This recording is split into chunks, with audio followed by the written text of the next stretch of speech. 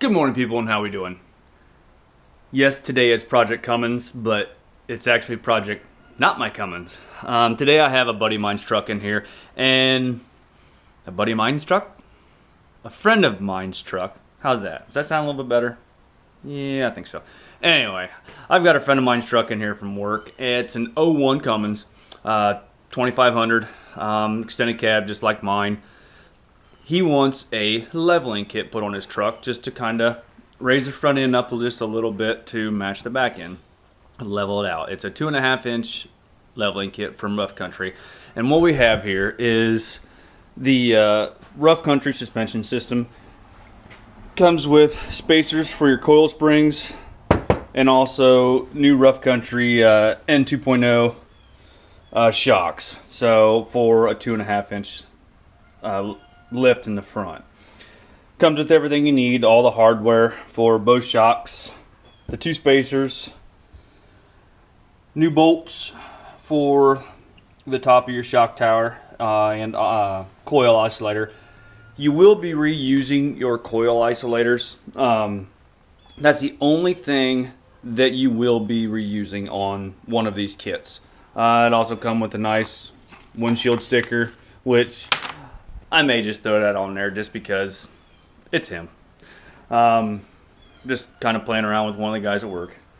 Anyway, you know, we're going to get started putting this kit on. I don't feel like it's going to be that difficult. The worst part about it is getting the top of those shock mounts off. Those are a 15 millimeter, and you got to work around the wastegate on the passenger side, and you got to work around all the brake lines on the driver's side. So when you pull those shocks out, everything comes out through the engine compartment on these Dodges. You'll put the truck up on jack stands just behind the control arms, and then you'll run that front axle with a floor jack to be able to droop that down to pull out the coil springs and take your shocks out and stuff like that. So front tires have to come off, set up on jack stands, yada yada. We'll see as we go along. You will be needing an 18 millimeter, a 21 millimeter, and a 15 millimeter wrench to do this job. I have not checked on the new hardware yet to see what size it is. It looks like it's 9/16, but I am not 100% certain because I haven't checked it yet. So let's go grab a jack and some jack stands and get this project started.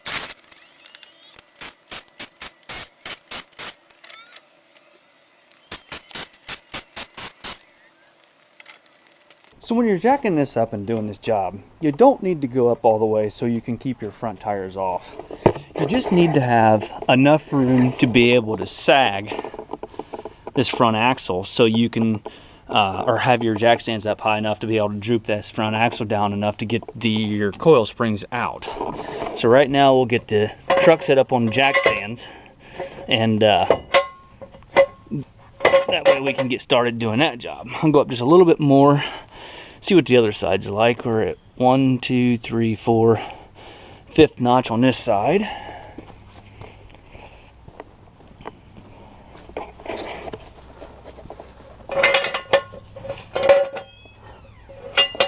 One, 2, 3, 4, and 5th notch there.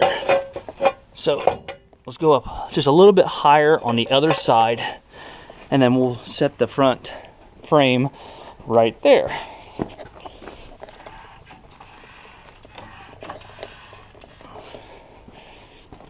Go up one more notch on this side to match, and then we'll set our truck down on those jack stands.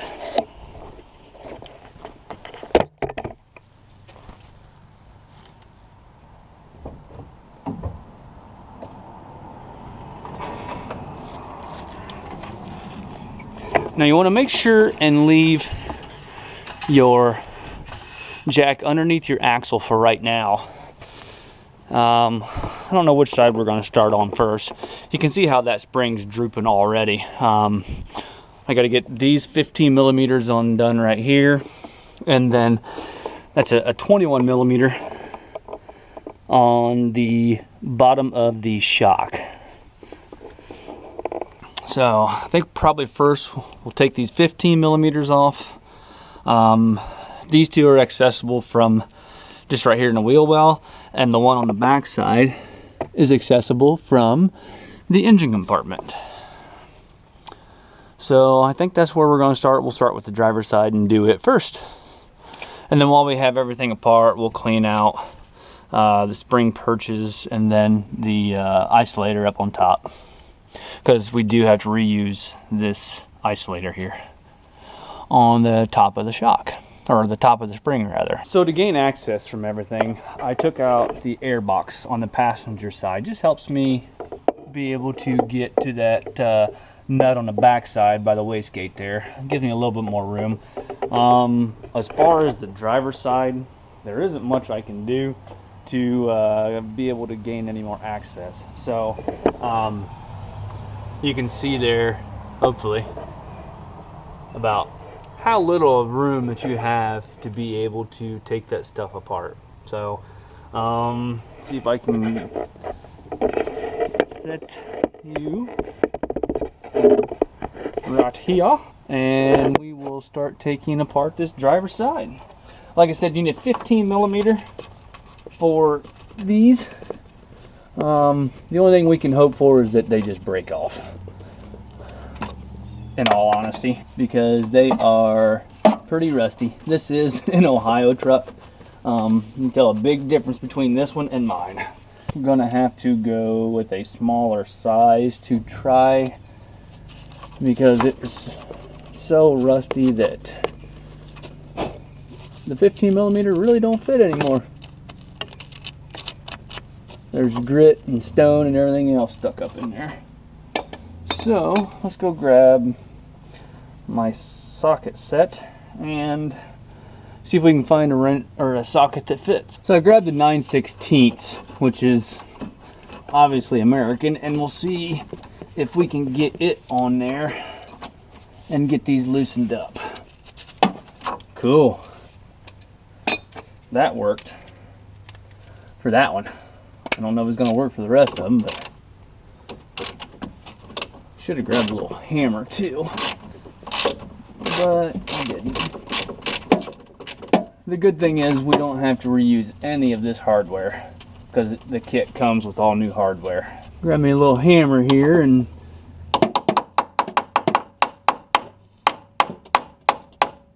get that tapped down on there and see if we can't get this side broken. Luckily, those are coming off. I'm doing everything by hand because I really can't get my impact in there. The trickiest one is going to be the one from the engine compartment.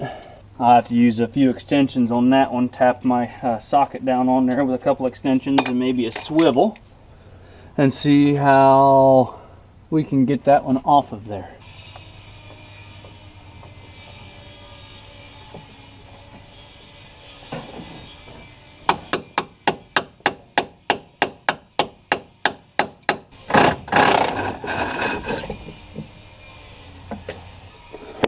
Alright, I was able to reach through the engine compartment up there and get that off, as you saw that pop up, so hooray for me. One thing I forgot to do is loosen up that shock before I let that come off of there, but no big deal. We'll get everything apart.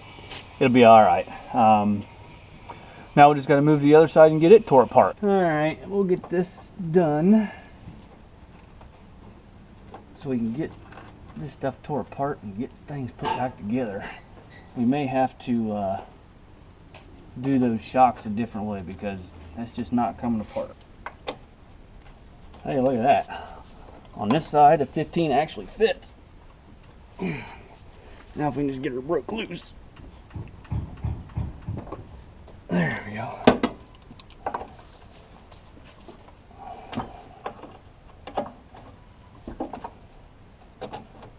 Let's see if we get both of them broke loose and then put the ratchet on there and get these things off.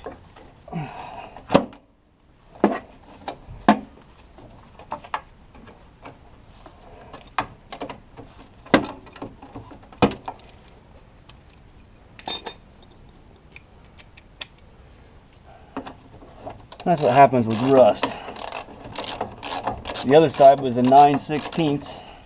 This side is an actual 15 like you're supposed to use to take it apart.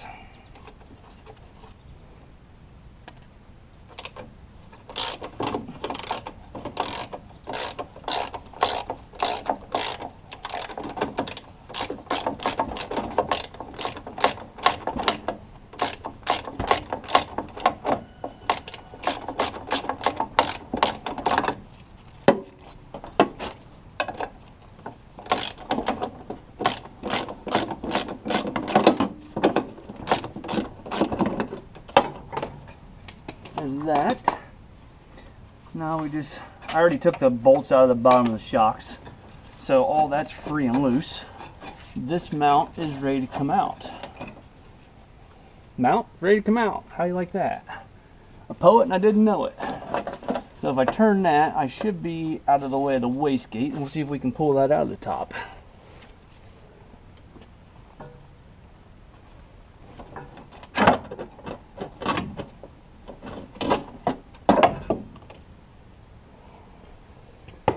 Hey, there's one out. So just gotta get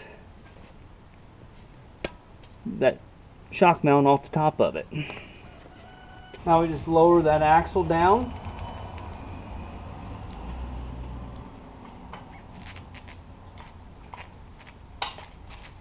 Keep the jack under it just a little bit and go pull those springs out of there.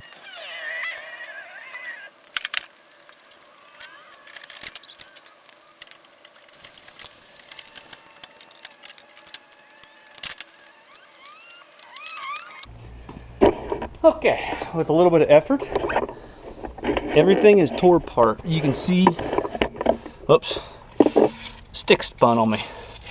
You can see we'll go along and clean all that out before we put everything back together. I would take apart the control arm. It would let the axle sag just a little bit more, but if you can see on how rusty that is, I don't really think I want to do that. I may try and spin this top nut off of both sides to allow that to drop down a little bit more. You can see how that's put a bind on there, and that's why it's not allowing that axle to come down all the way and take them springs out easier. So anyway, let's start putting things back together, because it's really going to be a job with those spacers up in there to put everything back together. We're going to have to get that axle down just a little bit further to be able to put this truck back together. So I probably am going to have to take those nuts off of that anti-sway bar. So everything looks like it's in pretty good shape. As far as this isolator here has just a little bit of a rip in it, but it should be all right. So let's start getting things put back together so we can get this truck shipped down the road. All right, with the spacers on top of the springs, I gotta go get my pry bar. We'll see if we can't get this put back together. I did end up taking the anti-sway bar end links off to try and allow this axle to droop down some more. Other than that, you can take it apart your drag link and steering assembly too, but I don't think that's necessary. I think we'll be able to get things taken care of with just taking them sway bar end links off.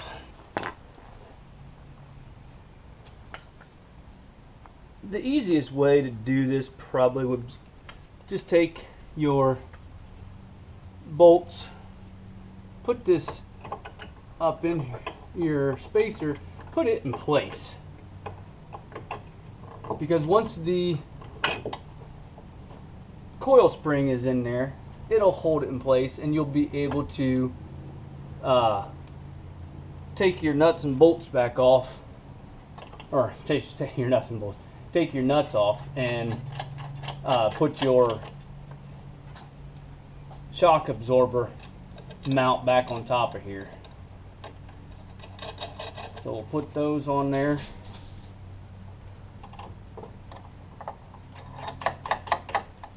That'll hold this spacer in place like that. Then you can take your coil spring. See how much I'm going to have to compress that? Yeah, that ought to be fun, hadn't it? Okay, so we had to break out the spring compressor to get these springs in here. I didn't think I'd be able to get them in, so I had to break out the spring compressor. Right now I'm getting ready to put the shock back in the passenger side.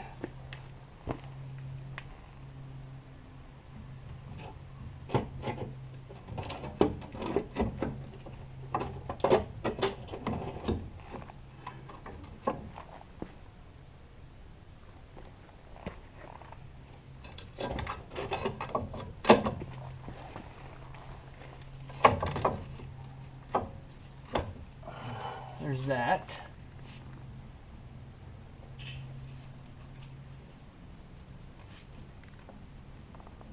Now we'll cut those retainers and get everything put in place.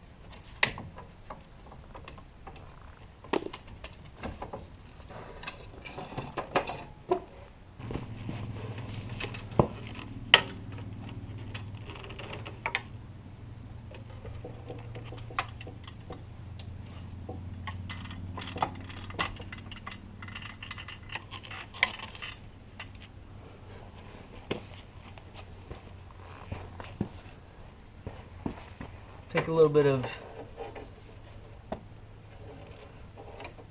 persuasion and get that shock pushed over where it's supposed to be.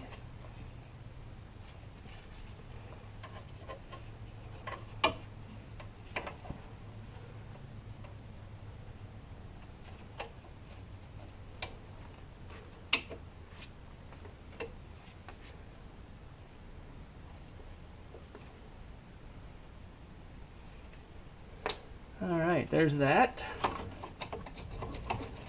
You just take that pry bar and stick it in the back side. Just like that.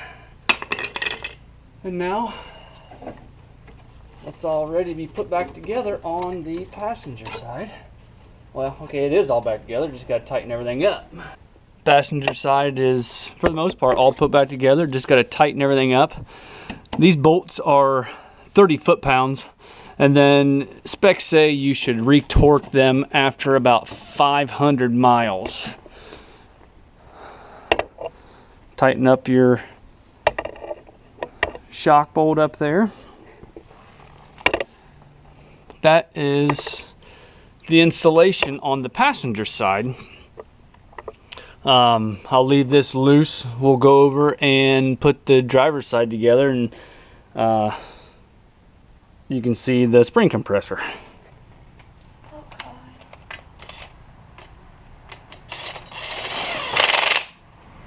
Alright, you just set that in the center just like that, and then you just start tightening it up and it compresses that spring.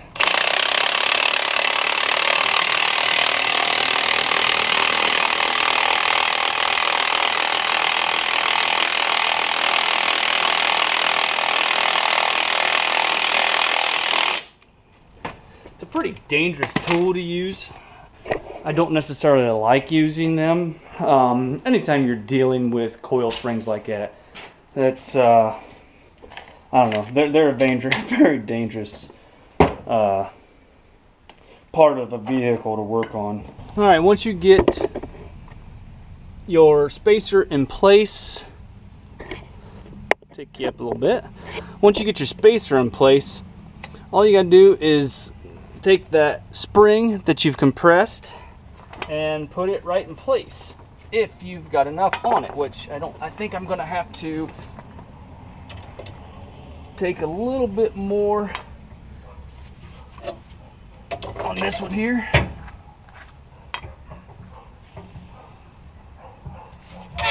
Gonna have to compress this one just a little bit more.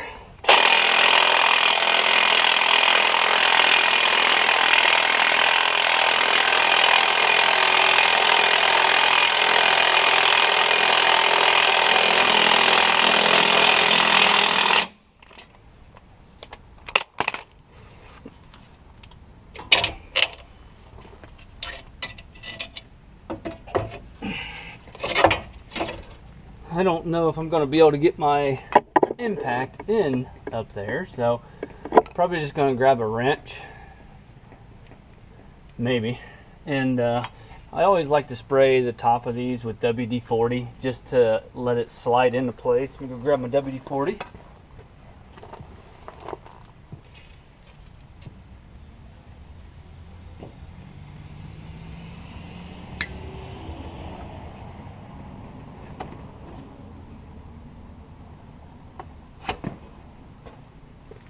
Yeah, we should be able to reach.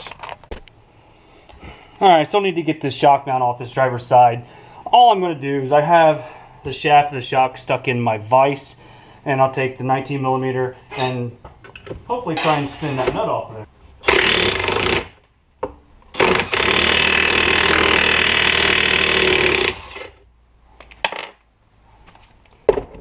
And there's that.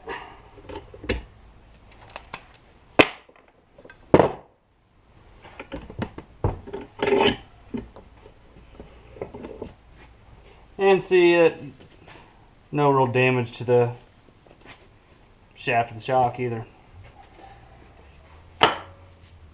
So I got a slightly used set of Bilsteins for sale. Oh shoot. Next we got to slide this bushing inside here. What I do is I just get a little bit of grease and I put all around this sleeve, and I'll use my vise to push it in.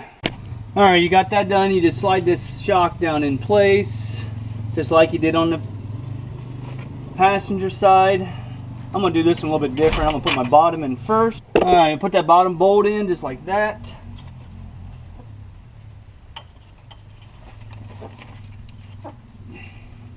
Those nuts on the back side run a captured nut like that. You just slide that in place and try and get her started.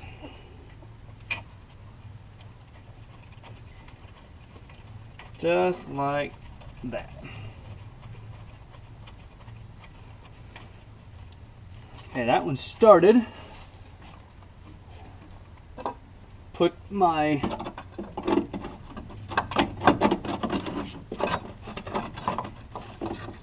shock mount up there like that, put all the retaining hardware in.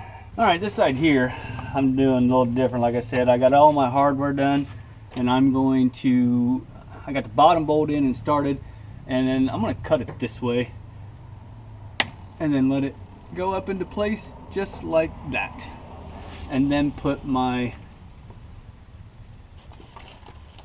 hardware on the top. Worked out a lot better.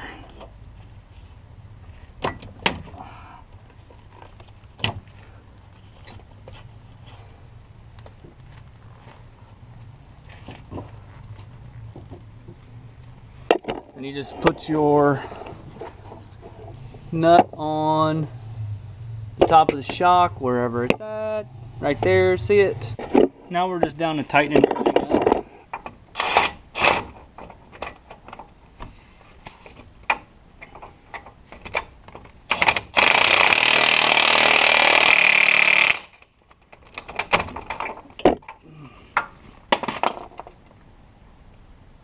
There's that. Tighten these top ones up. These are 9/16.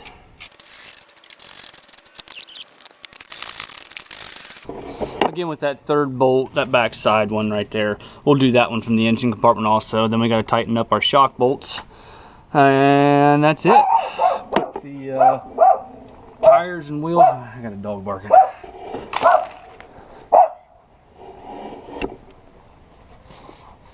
What are you barking at?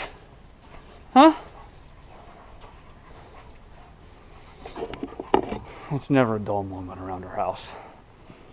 So I'll get things buttoned up and I'll get things buttoned up and get them tires back on there.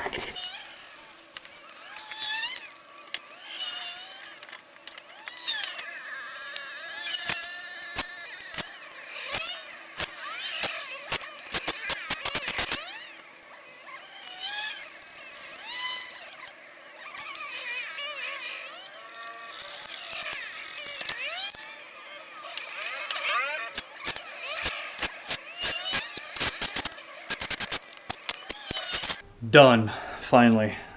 Got her back on the ground. Got a mess to clean up. So, yeah, that's a mess. Anyway, there it is, sitting a little bit gangster.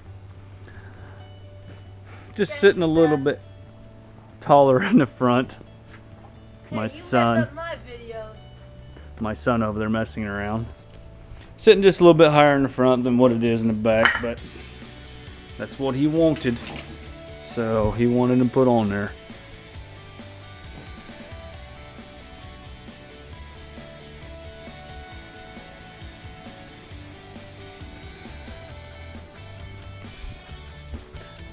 Oh well, job done. Guys, I'm glad you made it clear to the end. Thank you very much. Thank you very much for watching. If you haven't done so, hit that subscribe button. Comment, like, give me a thumbs up. I'd appreciate it. Thank you very much, guys. We will talk to you later on. Don't forget to subscribe later on. Bye-bye.